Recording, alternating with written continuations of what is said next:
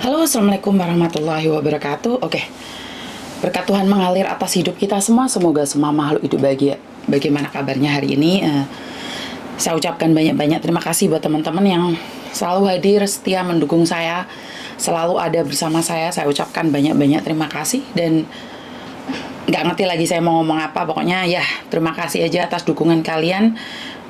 Siapa sih saya hari ini kalau tanpa dukungan kalian, tanpa share kalian?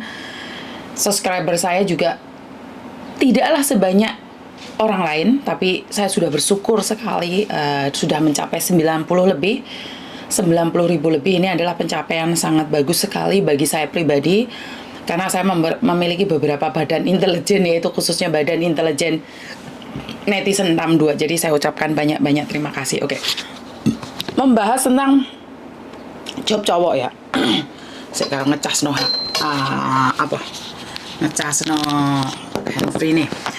Membahas tentang job cowok. Sebenarnya job cowok ini sudah berkali-kali saya katakan bahwa tidak ada, bahkan masyarakat luas sudah saya ingatkan.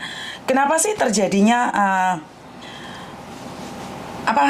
calo-calo atau sponsor yang tidak tahu tentang keadaan ini? Karena mereka memang tujuannya hanya mencari orang dan cari komisi. Jadi saya tidak menyalahkan sponsor itu ya, karena mereka kan tidak akan mengawasinya, tidak akan tahu, bahkan tidak mau tahu ya. Kalau terjadi apa-apa pun mereka akan tetap menyalahkan pada PT. Nah, ini peranannya calo atau sponsor. Jadi calo atau sponsor itu akan cuman cari untung saja. Mereka jujur tidak ada yang sponsor mengatakan tanggung jawab. Seperti kasusnya Kotimah, sponsornya disuruh nyari keluarganya Kotimah aja nggak bisa nyari. Benar nggak sih? Jadi ini kasus yang nyata, Dan pada akhirnya sampai viral baru mereka bisa menemukan semuanya, termasuk keluarganya bisa mencari saya. Padahal kalau dipikir itu adalah agen resmi ya. Memang ada surat-suratnya. Lah bagaimana dengan sponsor job cowok ini? Ini menjadi menjadi sangat aneh sekali ya, karena kalian tuh dibohongin, ditipu, tapi nggak pernah ada yang berani ngungkapin. Ada yang berani ngungkapin nih semalam Mas Eko, tapi juga nggak menuntut kok. Jadi nggak ada efek jera buat para calo. Jadi mereka bisa melenggangkan kangkung, mereka merasa aku nggak salah.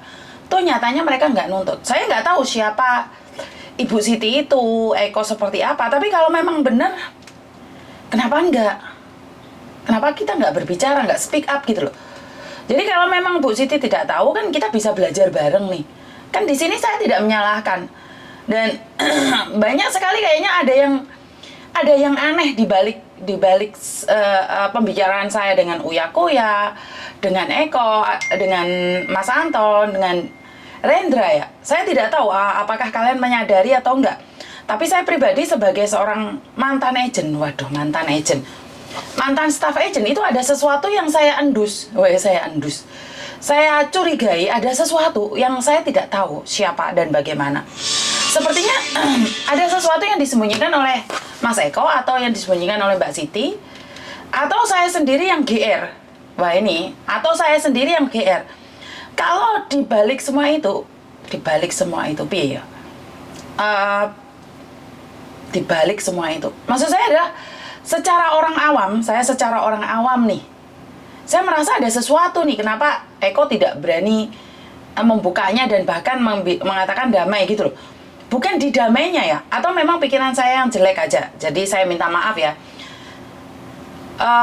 Saya merasa ada sesuatu di situ. Saya kurang tahu ada sesuatu yang ditakutin kah, atau ada ancaman kah, atau akan punya efek pada keluarga. Saya kurang tahu. Tapi mungkin saya aja yang berprasangka jelek. Dan saya dari nada tertawanya Mbak Siti waktu pertama kali ditelepon sama Uya Kuya, saya merasakan ini lucu nggak?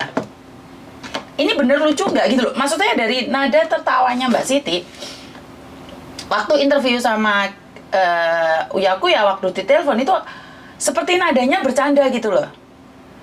Kalian siapa? Kalian nggak akan bisa menyentuh saya. Atau bahkan Mbak Siti merasa, kowe iki sapa? Koreksi saya jika saya salah. Saya cuma ingin mengatakan bahwa kalau nggak tahu, terus ngengkel, itu kita punya prasangka yang buruk gitu loh.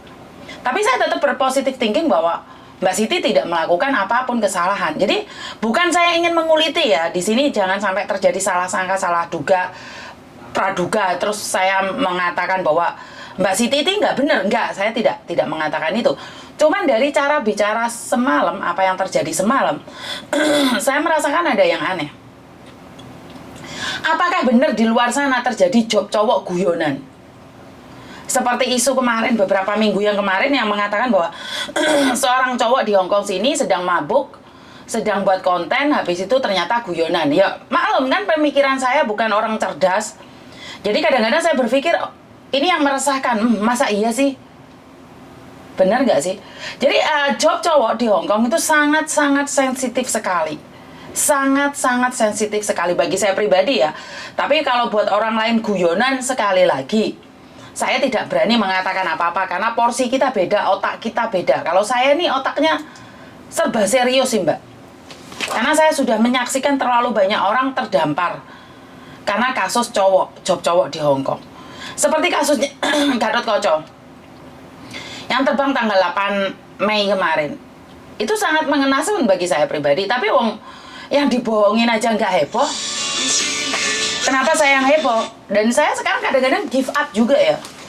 Give up artinya adalah saya putus asa juga sih. Saya ngingetin berkali-kali, hati-hati Mbak, job cowok. Walaupun sponsornya itu mengatakan 100%, udah yakin, udah tahu caranya, seperti apa dan bagaimana prosesnya. Jadi, ini satu pertanyaan besar atau PR besar gitu loh. Dan sasarannya adalah masyarakat yang tidak pernah tahu informasi, masyarakat yang tidak pernah tahu pekerjaan. Dikiranya ada job part-time di Hongkong, itu memang benar ada job kerja seperti itu. Makanya, saya selalu menanyakan pada diri saya sendiri, apa sih untungnya saya melakukan semua ini? Kan sekedar buat konten, ngapain sih harus mengingatkan, ngapain sih harus saya buat musuh? Sebenarnya saya sadar, Mbak. Sebenarnya apa yang saya lakukan, saya itu sadar banget. Bahwa konten saya ini akan membuat orang lain benci sama saya. Konten saya ini akan menebarkan emosi pada orang-orang tertentu. Tapi saya lebih memilih untuk mengatakan itu karena saya melihat bahwa banyak orang ini sampai nangis-nangis, sampai banyak orang suaminya meninggal dunia, atau banyak orang sampai keluarganya sakit gara-gara kepikiran uang yang ditipu. Gara-gara mikiran anaknya keluar negeri katanya dapat job, ternyata tidak bekerja. Nah ini saya lebih memilih untuk ke arah sana. Saya memilih untuk ke arah di mana saya harus membantu ini dan memberikan edukasi ini pada orang yang tidak tahu. Ya kalau yang sudah tahu pasti mereka akan berkata bahwa goblok itu, udah dibilangin nggak ada job cowok, udah dibilangin nggak ada job cowok masih maksa. Iya, terlalu enak kalau kita menunjuk orang lain bodoh, terlalu enak kalau kita menjatuhkan dan menghina orang lain. Tapi kita lupa, background kita berbeda, apapun yang terjadi dalam hidup kita adalah berbeda. Jadi buat teman-teman, ayolah sama-sama mengingatkan. Kalau sing diiling nih gak kena, ya itu haknya mereka. Karena sampean sama saya tidak berhak atas kehidupan orang lain.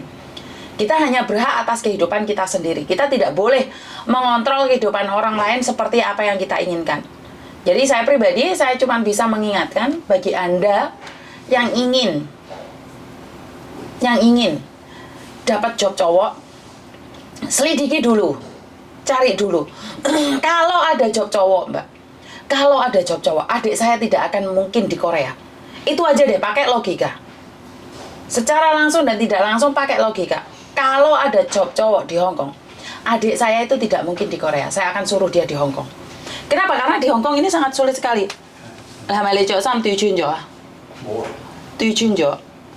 Là ở bên đó à? Oh. Jadi saya pribadi mengatakan bahwa mau somon.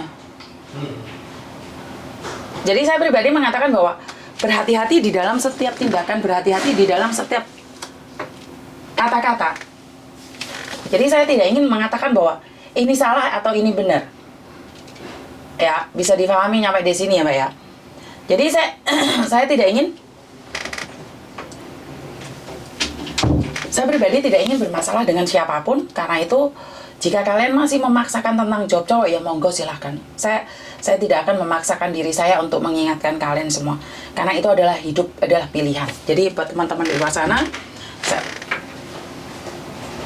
Saya ucapkan banyak-banyak terima kasih dan bye-bye.